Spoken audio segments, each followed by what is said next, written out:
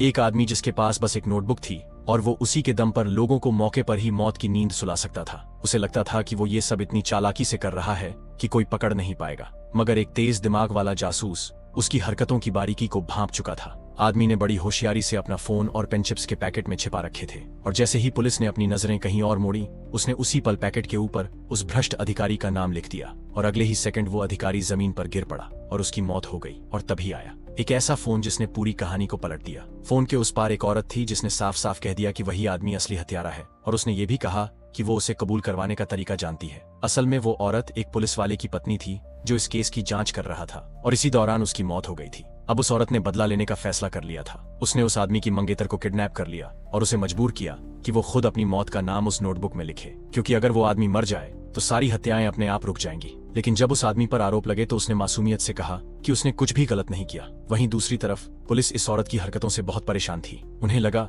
कि ये तरीका गलत है और इससे मामला और बिगड़ सकता है, इसलिए उन्होंने तुरंत अपनी टीम को भेजा ताकि हालात को संभाला जा सके। लेकिन किसी ने नहीं सोचा था कि पुलिस की गाड़ी की आवाज उस लड़की के लिए इशारा बन जाएगी और वो बिना डरे अपने मंगेतर की तरफ दौड़ पड़ेगी। उस औरत ने गुस्से में बिना कुछ सोचे सीधे ट्रिगर दबा दिया और गोली लड़की के शरीर को चीरती हुई निकल गई। उस पल वो औरत वहीं खड़ी रह गई। उसे यकीन ही नहीं हुआ कि उसने क्या कर दिया। वो तो बस सच बाहर लाना चाहती थी, लेकिन अब वो खुद एक बड़ी भूल कर चुकी थी। उस आदमी की टूटी हुई आंखों को देखकर उसके अंदर शर्म और पछतावे का तूफान चल पड़ा, और उसी वक्त उसने खुद को खत्म करने का फैसला ले लिया। लेकिन जो कोई भी सोच रहा था कि ये कहानी यहीं खत्म हो गई, असल में असली कहानी तो अब शुरू हुई, क्योंकि ये सब कुछ उसी आदमी की पहले से लिखी हुई स्क्रिप्ट थी। उसे पहले से पता था कि वो औरत अपने पति की मौत का बदला लेने आएगी, और इसी वजह से उसने पहले ही उसके पुराने दस्तावेज निकालकर उसकी पहचान कर ली थी और फिर उस काली नोटबुक में अपनी ठंडी स्याही से इस पूरे खेल का अंत लिख दिया था।